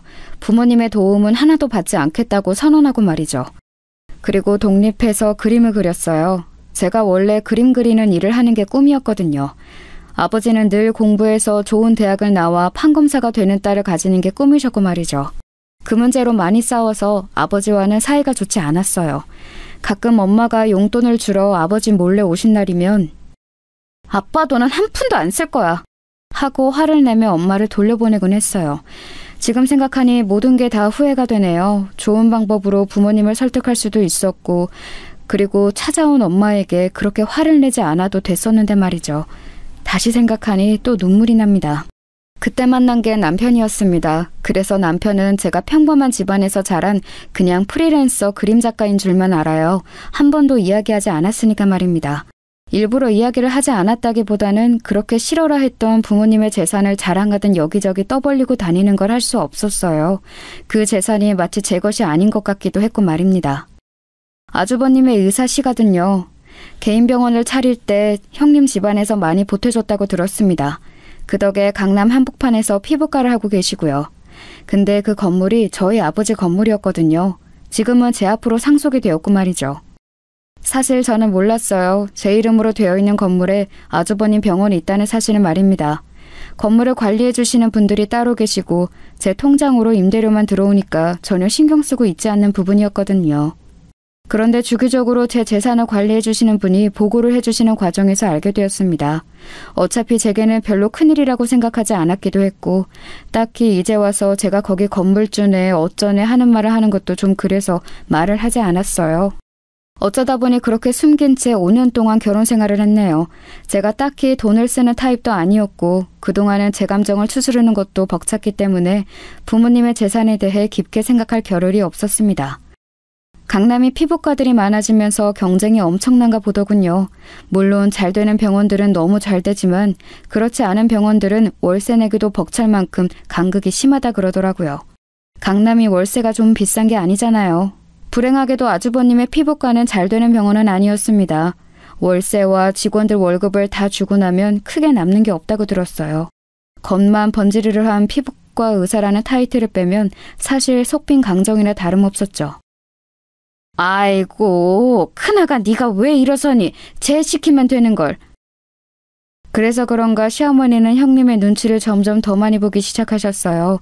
그 병원의 권리금은 형님의 집안에서 나온 돈이고 지금도 남편이 크게 벌어다 주는 돈 없이 형님은 형님의 집안에서 받는 돈으로 생활을 하고 계셨거든요. 물론 형님뿐 아니라 아주버님하고 형님의 눈치를 많이 보셨습니다. 형님은 이 집안에서 거의 군림하는 사람이었어요. 대충 저희 집안 분위기 어떤지 아시겠죠? 그런 집에서 5년 동안 식모살이에 가까운 생활을 했습니다. 남들이라면 1년도 못하고 나가 떨어졌을 거예요. 저는 그 편이 현실을 잊고 살기에 편했으니까 버틴 거지만 말입니다. 하지만 저도 사람이고 점점 상처를 극복해 나가기 시작했어요. 물론 여전히 부모님을 생각하면 너무 슬프지만 그 전만큼은 아니었고 저도 슬슬 제 일을 다시 시작해야겠다는 생각을 하고 있던 차였습니다. 그런데 5년간 다들 저의 이 일방적인 희생에 너무 익숙해져 있는 것 같더라고요. 저는 당연히 이제 그래야 하는 사람이 되어 있었습니다. 그걸 가장 직접적으로 느낀 건 제가 이제 어머님이 시키는 일 안 할 거라고 했더니 돌아온 남편의 반응이었어요. 나 이제 어머님이 부르셔도 다 안 갈 거야. 그럼? 그럼이라니? 그건 내가 당연히 해야 하는 일들은 아니잖아. 그냥 그동안 내가 해왔던 거긴 하지만 나도 이제 내일 할 거야. 물론 그렇긴 하지만 그럼 앞으로는 누가 해? 다들 알아서 해야지. 자기 일은 스스로. 그걸 왜 나한테 물어? 남편의 그런 반응에 저도 모르게 말이 쌀쌀맞게 나갔어요. 기분이 확 상하더군요. 제가 하는 모든 일이 당연한 것들이 아닌데 당연한 것들처럼 받아들이고 있다는 게 말입니다. 어머님이 어떻게 받아들이실지 걱정돼서 그렇지. 그럼 내가 평생 이러고 살 줄 알았어? 당신은? 아니, 그건 아니지만. 어차피 나도 이제 내일 시작할 거고 그 전처럼은 계속 못해. 그러려면 한 번 넘어야 하는 산이야. 남편은 이야기하기 곤란해하는 것 같길래 그냥 제가 이야기하겠다고 했어요. 그리고 그날 밤 누워서 생각하는데 좀 서글프더라고요. 이 사람은 분명 저에게 가족이 되어준다 했었는데 저는 그 사람의 진정한 가족이 아직 아닌 것 같은 기분이 들었거든요. 하지만 힘들 때 힘이 되어준 사람이었기 때문에 그런 생각은 하지 않으려 노력했습니다. 그리고 며칠 뒤 어머님이 다시 부르셔서 집으로 갔어요. 나 오늘 약속 있어서 나갔다 올 동안 대청소 좀 싹 해라. 창틀에 먼지도 다 닦고 저 위에 액자 같은 것도 다 내려서 먼지 털고. 네, 근데 어머님 이제 앞으로는 사람 쓰셔야 할 것 같아요. 그 말에 분주하게 외출 준비를 하던 시어머니가 멈추고 저를 빤히 보더군요. 왜? 네가 있는데 사람을 써? 이제 저도 쉬었던 일을 시작하려고요. 네가 무슨 일... 너 그림 그린다고 했었나? 제가 식모처럼 일만 했더니 진짜 식모인 줄 아는 사람들처럼 굴더군요. 남편도 시어머니도 말이죠. 인제 와서 일을 다시 시작해? 왜? 둘째가 벌어다 주는 돈이 모자라니? 아니요. 제가 어디다 돈을 쓰는 타입도 아니고 그냥 저도 이제 제 일을 다시 시작하고 싶어서요. 그니까 왜? 하고 싶어서 했던 일이니까요. 다시 하고 싶어서요. 하고 싶은 거 다 하면서 사는 인생이 어딨어? 그럼 집안일은? 각자 일은 이제 각자 하셔야죠. 뭐? 시어머니가 기가 찬데 저를 바라봤지만 사실 정말 기가 차는 건 저였어요. 일단 나중에 다시 이야기하자. 나 지금 늦었으니까. 네. 뭘 다시 이야기해야 할지 몰랐지만 말입니다. 그냥 제가 원래 대신해주던 자기 일을 스스로 하라는 건데 어머님이 외출하시고 마지막이라고 생각하면서 집 청소를 했어요. 그리고 늦게까지 돌아오시지 않아 그냥 집으로 왔습니다. 저는 남편에게도 시어머니에게도 이야기를 다 했으니까 이제 끝났다고 생각하고 예전에 함께 일을 했던 분들께 연락을 해 제가 다시 일을 시작하고 싶다고 말했어요. 그리고 너무 운이 좋게도 다시 일을 시작할 수 있게 되었습니다. 그래서 그 다음에 어머님이 또 불렀을 때 당황할 수밖에 없었어요. 저 지금 일하고 있어서 못 가요. 이 일을 벌써 시작했다고? 그때 아직 이야기 덜 끝났잖니. 제 일이 아닌 일을 제가 여태 하고 있다가 이제 진짜 제 일이 생겨서 그만한다고 하는 게 이렇게 어려운 일인지 예전에는 미처 몰랐습니다. 시작부터 잘못된 거였더라고요. 처음부터 그러지 말았어야 했는데 말이죠. 그날 저는 어머님이 부르셔도 가지 않았고 어머님은 전화로 굉장히 화를 내셨어요. 소리를 고래고래 질러가면서 말이죠. 네가 있는데 사람을 왜 써? 그 돈은 뭐 어디 땅 파서 나오니? 아무것도 없는 얘. 그래도 집안일은 잘하는 것 같아서 마음에 안 들어도 참고 며느리 취급해줬더니 네가 지금 주제도 모르고. 정말 이제 하는 말마다 저에 대한 무시가 깔려 있었어요. 너 같은 애, 너처럼 가진 거 없는 애, 며느리 취급 이런 건 말이에요. 저는 이 집안에 시집와서 단 한 번도 어머님이나 형님이 저를 가족으로 생각한다고 느낀 적이 없었습니다. 그저 식모였죠. 저도 군말 없이 하긴 했으니 제가 원인 제공을 한 것도 일정 부분 있긴 하네요. 어머니랑 무슨 일 있었어? 왜? 전화해서 당신이 얘기를 하시길래. 뭐라고 하셨는데? 아니 뭐 그냥. 얼버무리는 남편을 캐물었더니 버릇이 없다는 둥, 주제를 모른다는 둥, 저런 애 며느리로 계속 못 데리고 있는다는 둥, 애 없는 게 복이라는 둥, 정말 할 소리 못할 소리 다 하셨더라고요. 그 일 꼭 해야 해? 그림 그리는 걸 그만두라는 소리야? 많이 버는 것도 아니고 그냥 내가 벌어다 준 돈으로 편하게 살림만 사는 게. 편하게? 당신 눈에는 그동안 내가 편하게 살림만 사는 것처럼 보였나 봐? 아니, 그 말이 아니고. 그동안은 내가 현실을 잊고 싶어서 몸이라도 혹사시키려고 시키는 모든 일 군말 없이 한 거고 언제까지 내가 이러고 살아? 내가 당신 부인으로 이 집에 들어왔지 식모로 들어왔어? 식모라니 그 말이 아니잖아. 계속 살던 대로 살라는 게 그 말이 아니고 뭐야? 여태 잘 지냈잖아. 당신만 참으면 다 평화로운데. 그렇게 말하고는 앗하는 표정을 짓더군요. 나만 참으면 온 집안이 조용하니까 나만 참아라. 남편은 자기도 모르게 자신의 속마음을 이야기한 겁니다. 그 순간 약간 머리에 찬물을 맞은 듯한 느낌이 들었어요. 아, 이제 저 사람에게도 나는 가족이 아니구나 하는 생각이 동시에 들었습니다. 그날 남편에게 더 이상 그 어떤 말도 하지 않았어요. 저를 그렇게 생각한다는데 제가 거기서 무슨 말을 더 할 수 있었겠습니까? 서러웠지만 눈물도 나오지 않았습니다. 부모님이 없으면 가진 게 많지 않다고 생각되면 이렇게 무시를 받아도 되는 건지 정말 한스럽더라고요. 아버지가 사람은 가진 게 많고 많이 배워야 한다고 매번 말씀하시던 게 생각났습니다. 그리고 시간이 이만큼 지나서야 아버지의 말을 이해할 수 있게 되었어요. 이런 무시를 받을까봐 자신의 방식으로 저에게 그렇게 하셨다는 생각이 들더라고요. 그날 이후로 남편과 제 사이에는 냉랭한 기운이 돌았어요. 꼭 필요한 말만 하고 꼭 해야 할 것들만 하면서 말이죠. 남편도 제 눈치를 보느라 제가 쌀쌀맞게 굴어도 조용히 상황만 살피는 듯 했고요. 그러던 와중에 집안 행사가 다가왔습니다. 명절을 지내지 않는 대신에 1년에 한두 번 온 가족이 모여 식사를 하는 자리였어요. 그날은 저도 일찍 갔습니다. 제가 무턱대고 모든 집안의 일을 하지 않겠다는 건 아니었어요. 저도 제가 해야 할 일은 할 생각이었습니다. 음식을 할 생각으로 갔는데 시댁에는 의외의 상황이 펼쳐져 있었어요. 형님이 어디선가 불러온 출장 요리사들이 요리를 하고 있더군요. 그 화려하고 현란한 모습에 잠시 입을 떡 벌리고 바라봤습니다. 고작 집안 식구들끼리 모여서 밥 한 끼 먹는 건데 과하다고 생각하면서 말이죠. 제가 그렇게 얼이 빠진 얼굴로 그 모습을 지켜보고 있자 시어머니가 그런 저를 발견하고 다가와서는 말을 하더군요. 네가 더 이상 못하겠다고 했다고 하니 네 형님이 이렇게 불렀다. 너는 무슨 복 있니? 이런 손이 사람이 어딨어? 아, 그러셨어요. 감사하네요. 사실 감사하다는 생각이 들지는 않았지만 저를 위해 그랬다고 하니 일단은 그렇게 대답해야 할 것 같았어요. 그랬더니 시어머니가 다시 와다다 말을 뱉기 시작하시더군요. 너는 정말 복에 겨워서 주제 파악이 하나도 안 되는 것 같다. 나 같으면 얌전히 집안일 하면서 살겠구만. 그게 대단한 일이라고 집안 식구들이 이렇게 번잡스럽게 만들어가면서 일을 한다 안 한다 하는 건지 원. 그 이야기를 듣는데 울컥하더군요.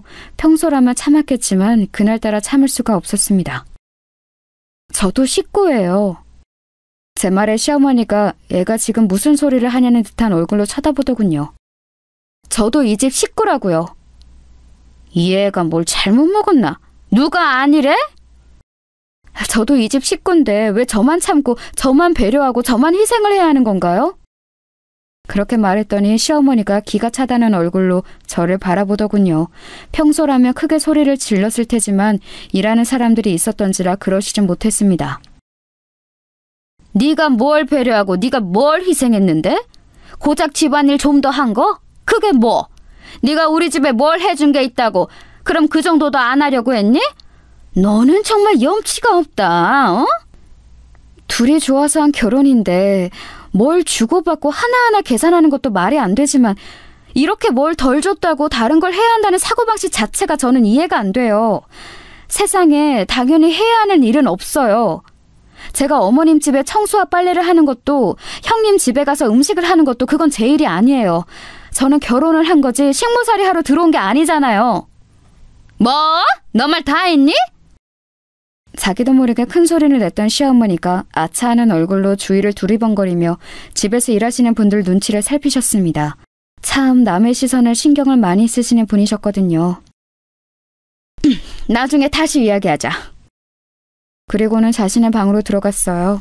저는 할 일 없이 소파에 그냥 앉아 있었습니다. 그런데 일하시던 분이 저에게 말을 걸어오시더군요. 아까 어르신께서 그 제주산 갈치로 요리를 부탁하셔서 조림이랑 구이 2가지를 했거든요. 저희는 원래 저희가 가져온 재료로만 하는데 며느리 먹여야 한다고 부탁을 하셔서 일단 하긴 했는데 준비가 안 된 상태에서 하는 음식이라 제대로 됐는지 모르겠네요. 큰 며느리 주려고 제주산 갈치까지 주문하신 모양이시더라고요. 그걸 이분들에게 요리해달라고 어머님을 부탁하셨고요. 아, 네. 하고 고개를 끄덕이며 생각했어요. 간을 보고 만약에 안 맞거나 하는 것 같으면 제가 다시 하자고 말이죠. 그리고 모든 음식을 끝낸 출장 요리사분들이 돌아갔습니다. 와, 화려하다, 화려해. 정말이지 화려했습니다. 각종 음식들이 정말 휘황찬란하게 놓여 있었어요. 세상에 이걸 누가 다 먹어? 하는 혼잣말을 중얼거리며 아직 끓고 있는 그 제주산 갈치조림을 보러 부엌으로 들어갔어요. 그리고는 끓고 있는 냄비의 뚜껑을 열고 간을 봤습니다. 좀 밍밍한가? 고개를 갸웃하고 돌아서는데 정말 화들짝 놀랐어요. 언제 나오셨는지 시어머니가 제 뒤에 서 있었습니다. 그 모습을 보고 놀라 숟가락을 바닥에 떨어뜨렸어요. 왜 그렇게 놀랐니? 아니 뒤에 계신 줄 모르고. 너 지금 뭐 먹어본 거니? 아, 이거 갈치조림인데 요리사분들이... 제 말이 미처 다 떨어지지도 않았는데 어머님의 눈이 번뜩하고 빛나더니 손을 들어 제 뺨을 올려치시더군요. 짝 하는 소리와 함께 제정신도 함께 멍해졌습니다. 지금 이게 무슨 상황인지 판단이 되지 않았어요. 정말 너무 놀랐었습니다. 어머님은 그런 저를 향해 굉장히 화난 얼굴로 소리를 지르기 시작하셨어요.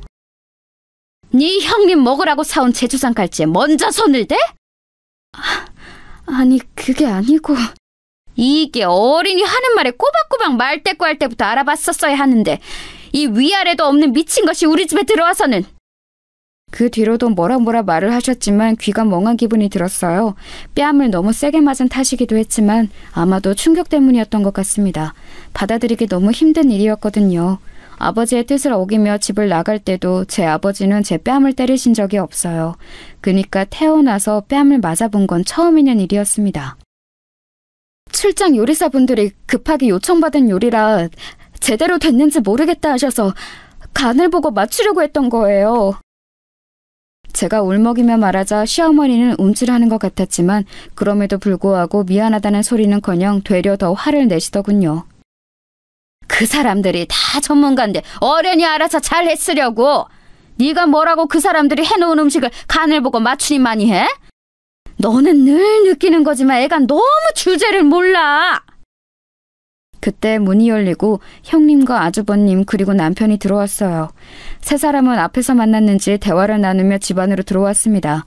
그리고는 뺨을 붙잡고 울먹이는 저와 그런 제 앞에 환한 얼굴로 서 있는 어머님을 발견했어요. 아니 이게 무슨 일이에요? 어머니, 자기야!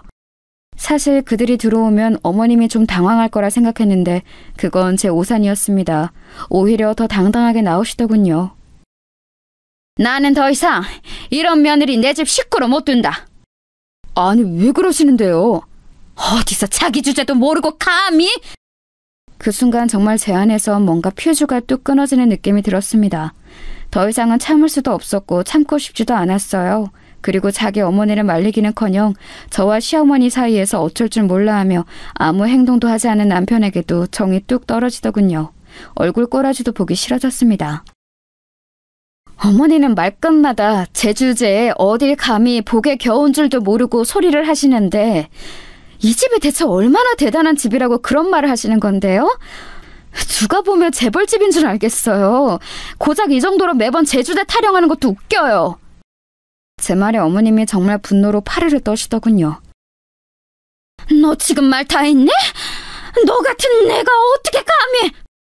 또 그러시잖아요. 너 같은 애 감히. 아니 이 집이 얼마나 대단하길래 그런 말을 하시는 건데요 대체? 제 말을 가만히 듣고 있던 형님이 나서더군요. 동서네가 많이 기우는 건 사실이잖아. 어머님이 조금 격하게 말씀하셨기로 서니 어른이 화가 나면 그 정도는 할 수 있는 거 가지고 동서도 너무한 거 아니야? 제가 너무하다고요? 동서가 먼저 예고도 없이 모든 집안일에서 손을 떼게 다 한 것도 다들 받아들이고 넘어가고 있잖아. 미리 상의라도 해줬으면 좋았을 텐데. 제가 어이가 없어서 코웃음을 치자 모두가 저를 바라보더군요. 이 집안 사람들은 대체 왜 다들 이 모양인 거예요? 뭐?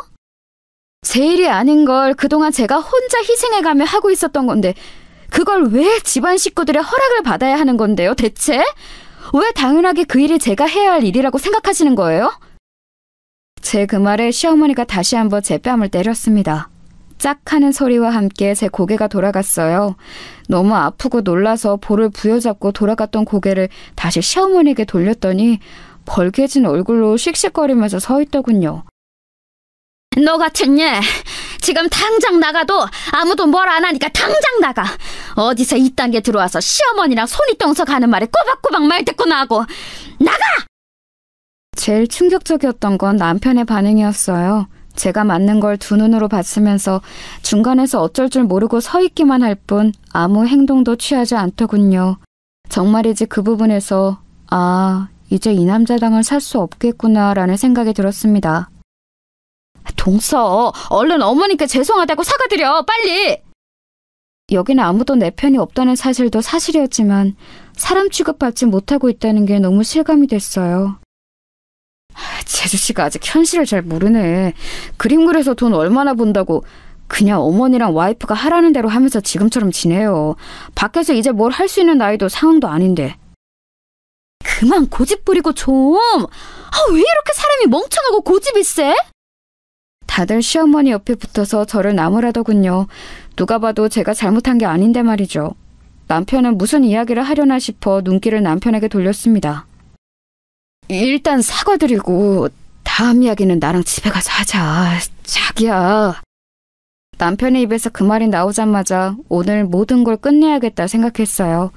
그래서 숨을 크게 들이마시고 이야기를 시작했습니다. 다들 오늘 처음 알게 될 그 이야기를 말이죠. 저희 아버지가 살아계셨을 때 뭐 하셨는지 아무도 모르시죠? 그 이야기를 지금 왜 꺼내냐는 얼굴로 모두가 저를 바라보더군요. 살아계셨을 때 부동산으로 돈을 좀 크게 버셨거든요. 제가 그림 그린다니까 반대가 정말 심하셨어요. 그래서 아버지 돈은 절대 쓰지 않겠다고 다짐하면서 집을 나와서 월세살이를 했거든요. 남편이 무슨 소리를 하냐는 얼굴로 저를 바라보더군요. 자신도 처음 듣는 이야기일 테니까 당연히 그랬겠죠. 그때 이 사람 만나 연애했어요. 아빠가 그것도 참 반대하셨는데 집안이 너무 기운다고 그런 남자랑 연애하지 말라고 말이죠. 시어머니가 지금 무슨 소리를 하냐는 얼굴로 제 앞에 서더군요. 우리 집이 기운다니 너 지금 어디 머리 아프니? 돌아버린 거야? 무슨 소리를 하는 거야 지금? 제 이야기 아직 안 끝났으니까 끝까지 들으세요. 제가 무서운 표정으로 그렇게 말하니 조금 움찔하더군요. 제가 말을 이었습니다. 저는 어차피 아버지 돈 물려받을 생각도 없고 도움받을 생각도 없었으니까 그냥 그러시던지 말던지 신경 안 쓰고 이 사람이랑 연애했고요. 근데 그 와중에 사고로 두 분 다 돌아가시는 바람에 이 사람한테 우리 집 이야기할 겨를도 없었고 좀 지나고 보니 내 멋대로 살고 싶어서 아버지 도움 안 받겠다고 하고 집 나온 건데 이제 와서 그런 아버지 재산 이야기하는 것도 웃겨서 그냥 아무한테도 이야기 안 하고 있었단 말이죠. 당신 아버지한테 물려받을 재산이 있다는 말이야? 시어머니가 그 말에 코웃음을 치더군요. 얼마나 대단히 많이 물려받았길래 이 정도로 당당하니? 우리 집안이 부족한 게 뭐가 있다고? 네가 재산 좀 있다고 이제 와서 그래. 미안하다 할 것 같니? 이번에는 제가 코웃음을 쳤습니다. 미안하다고 사과하셔도 어차피 이제 그 사과 받을 생각도 없고요. 저는 오늘부로 이 사람이랑 이혼할 건데 여기 계신 분들한테 오늘 제 결정을 말해야 하니까 그러려면 이 이야기를 해야 해서 하는 거예요. 제 그 말에 모두가 무슨 이야기를 하냐 하는 얼굴로 저를 바라봤습니다. 아주버님 병원 제가 지금 2년째 월세 안 올려드리고 있거든요. 그거 다음 달부터는 원래 시세대로 올릴 테니까 그런 줄 아세요. 제 그 말에 모두가 눈을 동그랗게 뜨고 저를 바라봤습니다. 대체 무슨 말을 들은 건지 모르겠는 듯한 얼굴들이었어요. 그 건물주가 저희 아버지셨거든요. 지금은 저고요. 아직도 상황 파악이 안 되는 것 같았습니다. 제가 사실 이번 일만 잘 넘어가면 그냥 월세 안 내도 된다고 이야기하면서 다 말씀드리려고 했는데 이렇게 됐네요. 이제는 남들 거니까 재산 정리는 확실하게 해야겠죠. 모두가 입을 떡 벌리고 있는 와중에 시어머니는 도저히 그 말이 믿기지 않는 듯 보였어요. 쟤 정말 미친 거 아니니? 어디서 헛소리를... 헛소리인지 아닌지는 나중에 보시면 알겠죠. 그리고 당신은 내가 이혼서를 준비하면 거기에 도장 찍을 준비나 해. 그러고 그 집을 나왔습니다. 맞은 뺨이 정말 얼얼했어요. 집으로 들어와서 정말 필요한 것들만 바로 가지고 집을 나왔습니다. 사실 남편이 바로 따라 나올 줄 알았는데 그것마저 제 착각이었더군요. 아마 진짠지 아닌지에 대한 이야기를 거기서 나누고 있었겠죠. 집을 나와 호텔로 갔어요. 남들은 이럴 때 집 나오면 친정에 가서 부모님께 한탄도 하고 편도 들어달라고 하고 그런다던데 저는 그럴 부모님이 계시지 않다는 게 다시 한번 실감이 나더군요. 눈물이 났습니다. 그리고 그동안 제가 얼마나 호구 등신처럼 살아왔는지 생각하면 할수록 알겠더군요. 그들 중엔 저를 가족으로 생각하는 사람은 아무도 없었다는 사실도 다시 한번 깨닫게 되었습니다. 심지어 제 남편까지 말입니다. 얼마나 지났을까 남편에게서 전화가 왔어요. 자기야 들어와. 내가 잘못했어. 내가 네가 잘못했다고 하면 아 그래 다 용서해줄게 하고 집에 곱게 들어가려고 그날내려 피우고 나왔는 줄 아니? 어머님이랑도 잘 이야기했어. 다시는 당신 일 안 시키고 무시도 하지 않으신대. 왜? 내가 돈이 많아서? 그 말이 아니잖아. 그게 어떻게 그 말이 아니야?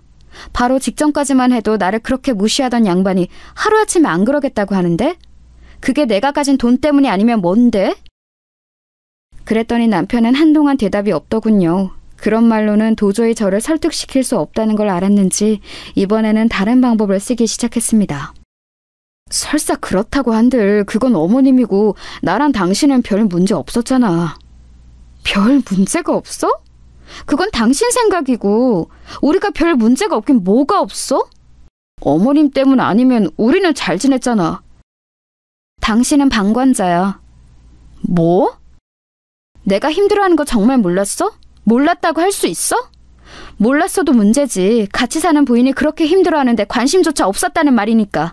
근데 그것도 아니잖아. 당신 알았잖아. 알면서도 당신 귀찮아서 싫은 소리 하기 싫어서 지금 이대로가 편해서 나 힘든 건 그냥 모른 척한 거잖아. 아니라고 할 수 있어? 아니, 그게 아니고 나는...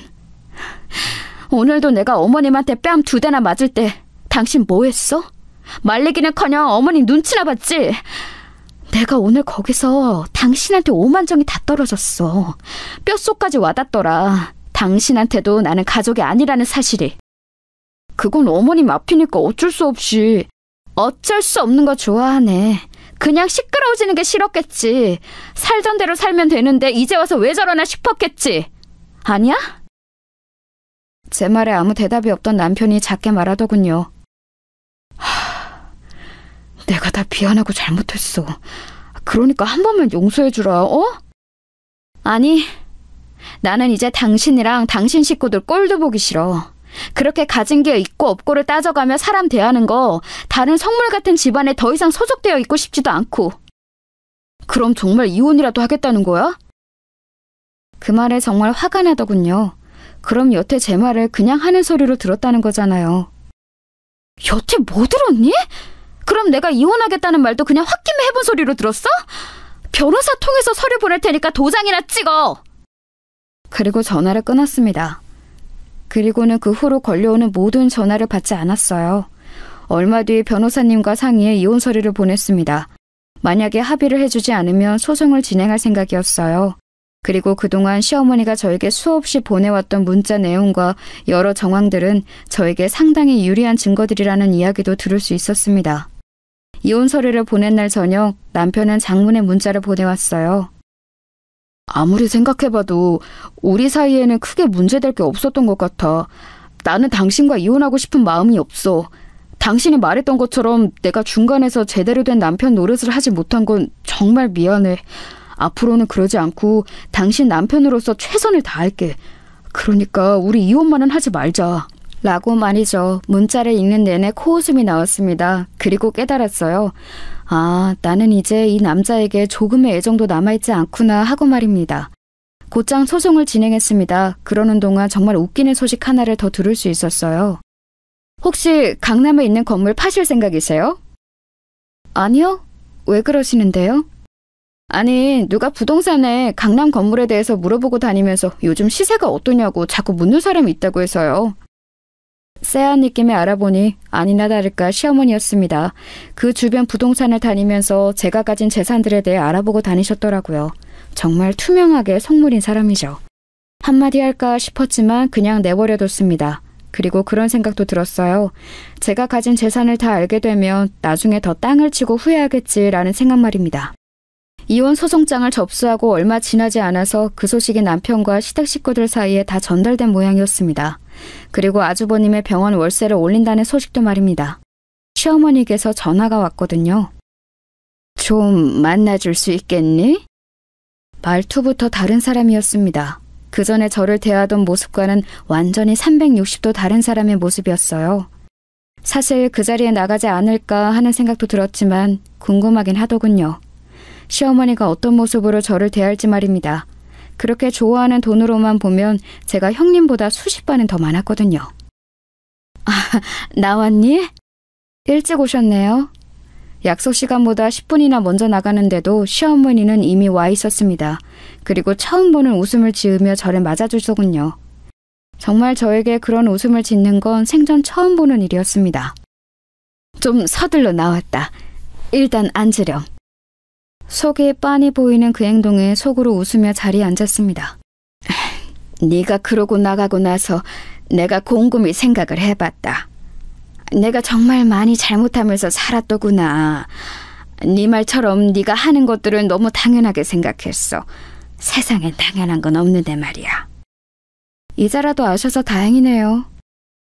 그래, 네 말처럼 그 일은 네 일이 아닌데 그동안 우리가 너한테 너무 많은 걸 요구하면서 편하게 지내왔다는 생각이 들더구나. 그래서 나도 나고 큰애도 그렇고 정말 많이 반성하고 있다. 정말 하나도 믿기지 않는 말들 뿐이었지만 어차피 이제는 저랑 상관없는 사람들이라는 생각에 가만히 듣고만 있었습니다. 그랬더니 시어머니는 제 그 반응이 긍정적인 신호라고 받아들이신 것 같더라고요. 대뜸 제 손을 잡으셨습니다.